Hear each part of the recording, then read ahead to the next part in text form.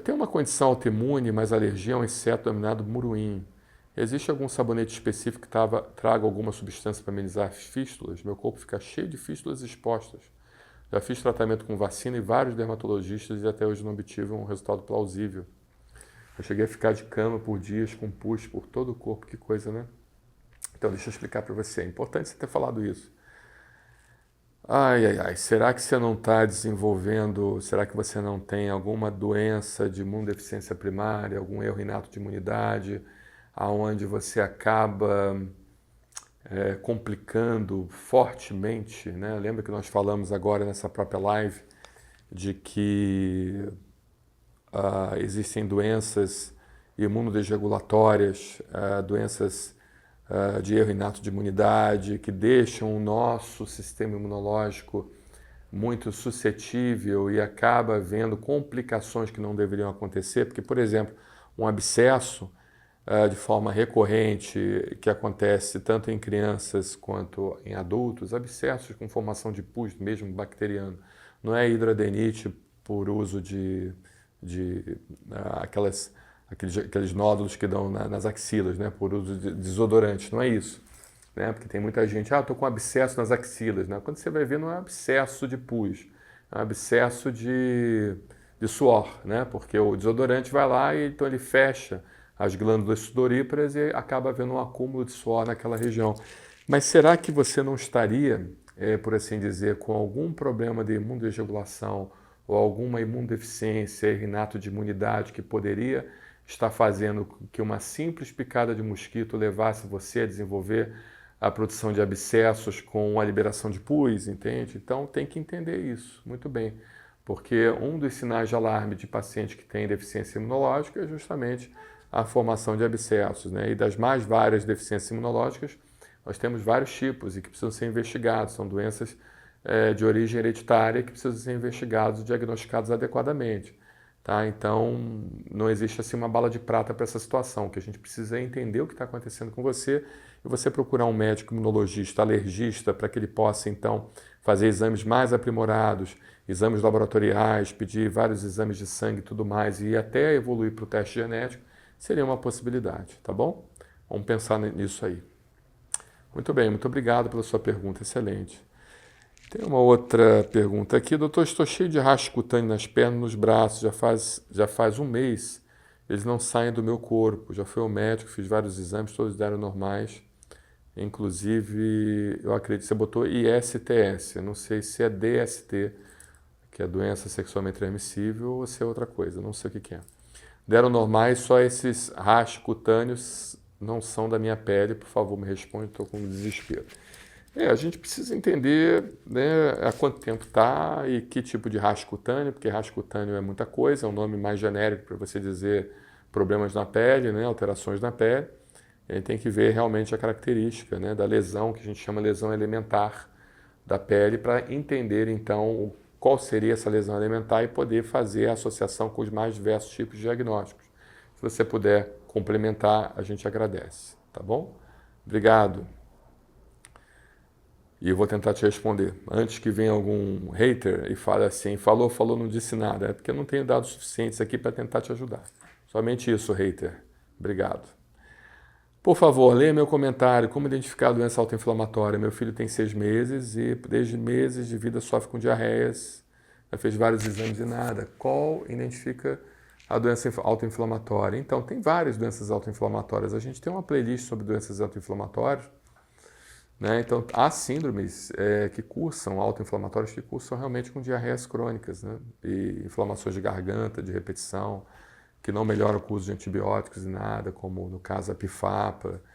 E a gente tem nosso canal de busca, né? Nosso site brasilsemallergia.com.br e tem lá a barrinha de busca que você pode colocar o que o paciente estaria desenvolvendo e, consequentemente, a gente tentar descobrir um diagnóstico para ele e saber qual seria a doença autoinflamatória que estaria mais relacionada, mas o que deve ser feito?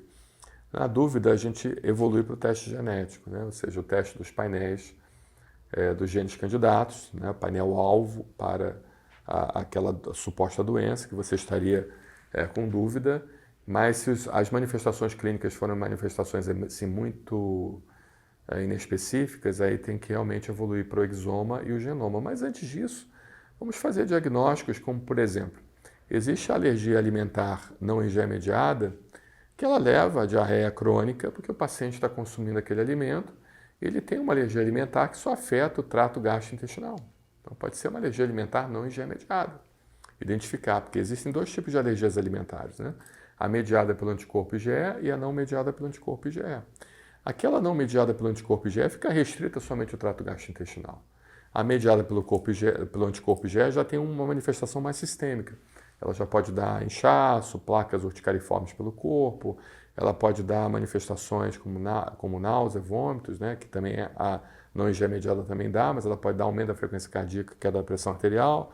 Ela pode dar manifestações mais sistêmicas, enquanto a alergia não IgE mediada, ela dá manifestações mais gastrointestinais. Precisa ver também se existe alguma parasitose, mas coisas simples, né? A gente pensa em coisas mais complexas. Mas pelo que eu entendo aqui, parece que você já passou por vários médicos, né? E vários exames e nada e tal. Mas o exame realmente para diagnóstico de alergia alimentar não IgE mediada é difícil. Porque, por exemplo, tem o teste chamado dosagem de alfa-1 antitripsina, nas fezes, que ele pode dar uma pista se o paciente tem alergia alimentar não IgE mediada, mas o exame realmente para diagnóstico, que é o sinal patognomônico de alergia alimentar não IgE mediada, é a hiperplasia linfóide de ilho terminal, que aí você faria somente através de uma endoscopia baixa, uma colonoscopia, né? A endoscopia alta, a endoscopia que todo mundo está acostumado, né, a dizer, e acabou virando sinônimo, mas existe a endoscopia baixa, que é chamada colonoscopia. Então, mas como é que você vai fazer uma colonoscopia numa criança? Né? É difícil, é uma coisa muitas das vezes desnecessária você realmente tentar fazer esse diagnóstico. Eu acho que precisa haver primeiro essa avaliação, para ver se não seria uma alergia alimentar não IgE mediada. A própria intolerância à lactose também leva a diarreias crônicas e aumento do volume abdominal com gases e tudo mais, né? E criança é mais difícil ter doenças inflamatórias intestinais, mas também não é impossível. Então, por exemplo, não sei se ele já fez o exame do ASCA, que dá para identificar doenças autoinflamatórias intestinais, ou dá para pelo menos dar uma ideia se o paciente teria. A própria dosagem da calprotectina, que é um marcador biológico que mostra se o paciente teria a chance de desenvolver uma doença autoinflamatória. Há necessidade também de ver a função exócrina do paciente. Ou seja, a gente vai conversando aqui, as coisas vão vir na cabeça. Né? Então, por exemplo, às vezes o pâncreas do paciente não está funcionando adequadamente, né? Ele não produz enzimas digestivas adequadas. Né? Então, você pedir um exame de elastase fecal, isso vai ajudar bastante aquele paciente a saber se o pâncreas está funcionando adequadamente. Né? O que mais? Parasitoses, falamos sobre intolerância à lactose, falamos sobre doenças inflamatórias intestinais, aí falamos sobre o ASCA, que é a dosagem de anticorpos para Saccharomyces cerevisiae, falamos sobre a calprotectina também, que pode ser solicitado. Vale a pena, acho que dá para ir por esse caminho, né? A própria dosagem da alfa-1 antitripsina fecal, que dá para dar uma ideia se tem uma alergia alimentar e vai substituindo, né? Vai fazendo a dieta de exclusão, sempre orientado pelo seu médico alergista, e a reintrodução dos alimentos e vai avaliando se na dieta de exclusão, com dieta alimentar e na reintrodução daqueles alimentos o paciente vai melhorando. Não faça nada por conta própria porque existe o risco de você desenvolver ou induzir o seu filho à desnutrição. Então, sempre faça com a orientação do seu médico alergista. 2 exemplos de alergia alimentar não IgE mediada é a FIPAS, né? Que é a enterocolite mediada por proteína alimentar, e temos também a proctocolite induzida por proteína alimentar também. A enterocolite induzida por proteína alimentar e a proctocolite induzida por proteína alimentar. Só que a proctocolite, ela não causa assim, dá muito diarreia, ela causa mais umas fezes com sangue vivo, entende? Já a FIPAS já causaria mais diarreia realmente, né? Então tem que ver essa situação. Pode ser que seja até uma FIPAS isso. Lembrando que a FIPAS é uma doença que tem que ser logo, tem que ter um diagnóstico logo, rápido, né? Porque ela pode levar à desnutrição e essa desnutrição levar a uma incompetência do sistema imunológico em responder adequadamente às infecções, tá bom? Muito obrigado pela sua pergunta. E alergia ao alumínio é algo comum? Há alguns anos eu descobri que o desodorante 48 horas para cima me dava um vermelhidão, e aí eu parei de usar e parou, associei ao alumínio. E recentemente comecei a ter isso no pulso e percebi que poderia ser o relógio. Troquei o relógio de pulso e apareceu no outro. Aí fui ver a composição do relógio, a coroa dele é de alumínio. Pode vir a dar um problema grave? Na dúvida, você pode fazer o teste de contato, mas lembrando que o alumínio é uma substância tóxica, né? Hoje a gente sabe que ele tem, em doses muito baixas, ele acaba sendo um mineral essencial, mas em doses altas ele é uma substância tóxica.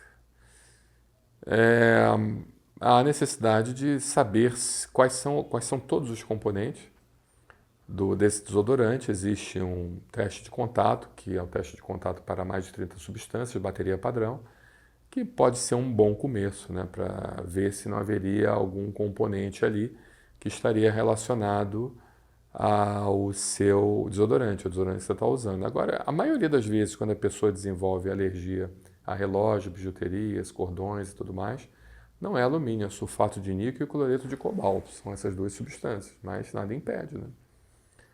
Então, pode haver sim alergia, chamada eczema de contato, a minerais. Eu nunca vi isso, mas não é porque eu nunca vi que não existe, né? Eu sempre falo isso nas minhas lives, a ignorância não pode ser fonte de autoridade intelectual. Não é porque eu não conheço que não existe. Eu nunca vi. O mais comum é cloreto de cobalto e sulfato de níquel. É o que está mais relacionado. Tá bom? Vamos começar com um teste de contato de 30 substâncias, conversando com o seu médico alergista, lógico, não faça nada por conta própria. Mas conversando com ele, ele vai certamente lhe orientar a que isso seja feito. Tá bom? Muito obrigado.